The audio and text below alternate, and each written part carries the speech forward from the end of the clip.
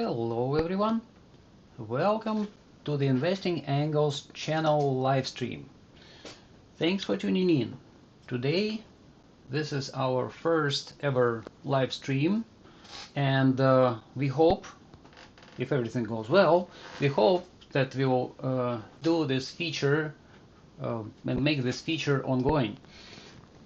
There are too many things to discuss about the market and different market instruments, so instead of posting like quick videos, we decided to go live, and we'll try to address as many things as possible. We'll see how it goes for the first time, and we are looking for your constructive feedback. Please give it us either on the stream or after on the Discord channel, or send us in an email. We'll be happy to address it and make your experience better. But before we get started, make sure to subscribe to our channel and share the word about our new service. All right, let's jump right into the instruments, and we'll start with gold. This is where we left. This is where we left the chart after our latest update. So we can see that there is a chance that gold made a first impulse down, and this little tiny lower low can actually mark the frame, the wave number 5. And well, what we are seeing from here, that gold tried to rebound, but unfortunately it is the wave that it is building right now. It's not exactly an impulsive wave, and there is a chance that it could be a flag or something like this. And by the way, today is November 4th, and we need to update the date here for the chart. So there is a possibility that the wave goes up right like here. At least we are seeing this option. But well, the most important thing that the wave is corrective, and well, it means that after the correction is done, whether it goes higher or not, we are expecting to see a new lower low for gold. How would it go? This is the perspective chart that we also shared, and these are the perspective paths. So assuming this was the end of wave of the first impulse, it could be either wave 1 or wave A. Of a bigger correction. So we would expect gold to bounce here for corrective action. Well, ideally it can go up to 0.5, 0.618 of the length of the initial impulse down. But well, sometimes in a very aggressive markets, well, gold can retrace less than that, and well, these are the perspective paths for, let's say, for wave A, for wave B, or for wave 2. We don't know yet at this point. There is also a chance that gold could go lower using this purple path. We would consider it as an extension of the existing wave. Again, so it is still on the table. However, it is not of a very high probability at the moment. All right, so this is the perspective. The wave, once the corrective action is over, we are expecting gold to resume its move down and complete it in either wave ABC or wave 1, 2, 3. Wave 3 target would be lower, and well, if this is the case, we would start considering a bigger impulse of a higher degree. So that's for gold perspective, and where I was sitting with the candles. So this is the 12-hour candles, and so far it's been bearish. Gold formed a clean tower top, and then it consolidated at the bottom, and we are seeing that the two last candles are just dojis. It most likely it is, and there again they are below the 20 EMA moving average, and this is the major resistance line for this frame right now. So if gold stays like this, well, there is a big chance that it will start moving lower. So on the daily frame, if we switch, we can see that there was a strong bearish engulfing, and then a consolidating candle. The chances for moving lower are fairly high at the moment, and if we add a freshly made MACD bearish cross, well, that makes the probability even higher. Well, for the 2-day chart, there is no closure today. It will be tomorrow, but we can see a big bearish engulfing. So the candles can consolidate for a few more periods. Remember that this is a 2-day chart, and each candle represents 2 days. Well, that after this corrective action, the chances of going lower are pretty high, and well, we would say that probably by the end of this week we should see certain moves.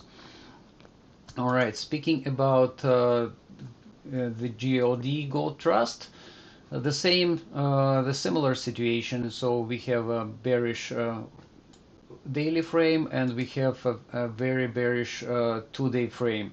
So the chances of going lower are considerable. That's it for gold. Let's move on to silver. See what we have here. All right, so silver. Let's start with the chart first. This is the last one that we shared yesterday, and our expectation was that silver would need to complete its wave 3, potential wave 3. So it is on track right now. We are seeing a move down, and it was a new lower. Okay, let me check exactly what it was. Okay, 32.42, and this one is 32.415. So it's still pending a new lower low. If it happens, then we can say that wave 3 is on track. We can expect a big impulse here. Well, if this is the case, then we can expect silver to consolidate for wave 4. It can go higher, or it can be more horizontal, and it might take a couple of weeks of corrective moves up and down, and then it will be another wave 5 closer to the middle of the month. Well, that's the expectation for silver from the candles perspective. The daily chart is clearly bearish. The 2-day chart is bearish, and its odds are even stronger, because we can see that like a falling 3 methods have been completed, and right now we are not seeing any attempts for a recovery from this formation. The 10-day chart, which closed last Friday, formed a very strong DCC, or dark cloud cover, and the expectations for a move down are fairly high. This is it for silver, and now let's move to Nasdaq. So this is the chart from our early update, early morning update. So we can see there's not much change here. We can see that the wave up has been corrective, and another corrective wave Nasdaq formed down. So how it is going to go here? So let's look at the smaller frames. So there is a chance that this wave is impulsive from the bottom of wave B. So we might expect something like this. For example, let's say it's gonna be like wave 2 here, maybe wave 3, 4, and 5. So we shouldn't forget that this wave also could be something like a diagonal type, and this wave can be like this. Let me change the color to make it clearly visible. So there is a possibility of a diagonal forming here, and this would be fairly concerning, I would say. If there is a diagonal, we know how diagonals tend to end, and it's not going to be pretty. So what we are saying right now, that the wave up has been corrective, and this is the most concerning part. It means that this first impulse that Nasdaq completed, it will be repeated down as a similar wave or a longer wave. We don't know this yet, and we'll be closely monitoring. Tomorrow it could be a trigger. If like from timing perspective, there is a possibility of a trigger tomorrow, sometime tomorrow or overnight. That's that's what we are seeing right now.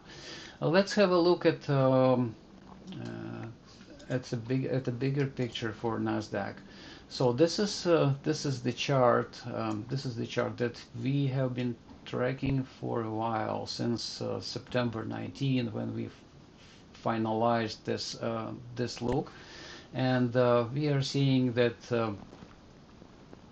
so far Nasdaq followed it with a fairly great precision. And now, if it is the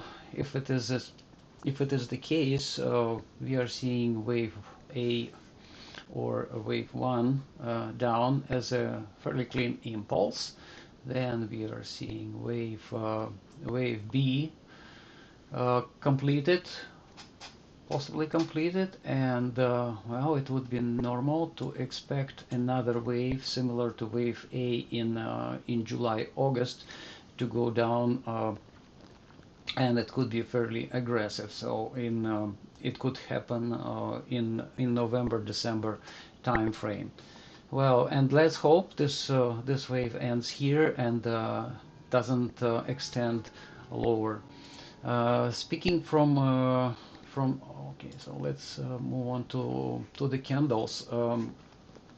At this point, I would like to highlight this particular structure on the 12-hour chart, which is possibly three black cross, and we are seeing that we had three failed attempts to launch the rally. Well, it can go a little higher, but in general, for canceling it, for negating, Nasdaq needs to close the next the current candle above 20.4, which is quite a tall order, and every failure here would be bearish. And this is the 12-hour chart, how it reflects on the daily. The daily is technically bearish. We have we had a dark cloud cover here on Wednesday, which was followed by a confirmation, a strong confirmation on October 31st, and the 2 days after we are seeing like attempts to cancel it, but they are not working at this point. And I would like to point this little cross here. So Nasdaq is probably going to form an 8 by 20 EMA bearish cross later today. If it does, well, it doesn't look bullish at all. So we would be expecting it to move down. So Nasdaq today is also closing the 3-day candles, and if it goes below this blue line, which is approximately 19.9K, well, this would be a rather disastrous closure on the 3-day frame. So it will confirm the reversal on the 3-day frame, which would be normal considering the latest weekly closure last Friday. All right, so this was about Nasdaq. So what I also would like to talk is about Microsoft. So Microsoft is bearish, and we have discussed this for a while. A big drop on Friday. On Thursday actually flipped the table, and now Nasdaq lost support of the 250 and 100 days moving averages, and also formed an 8 by 20 EMA cross, bearish cross. So this is on the daily chart. On the weekly chart, the situation is kind of worse because we have a big bearish engulfing here after 3 failed attempts to launch a rally, and this is the closure below the 50 weeks moving average. So last time Nasdaq lost the support in early 2022, and while there is a chance that we can see a repeated experience of the same issue, or the same decline, similar to what Microsoft did in 2022. So this would be better seen on this chart. So this is a MACD, monthly MACD for Microsoft. We have a freshly made bearish cross. It just happened, and this is the fairly rare event. Last time it happened in March 2022, and it led to quite a substantial move down. So if Microsoft repeats this experience and falls down, and let's say if it finds support at the 50 months moving average, which is the blue line, like it did in 2022, it means that it will fall another 20-something% until it finds a support. Well, obviously a move towards the 100-month moving average would be even more painful, but at this point we are not considering this. So this is in alignment with our chart, with the candles, and with technical indicators. So we are facing a significant decline for Microsoft, and in this case the whole market will probably feel it. Well, that's our perspective for Microsoft. Our latest chart, we are seeing an impulsive wave 1.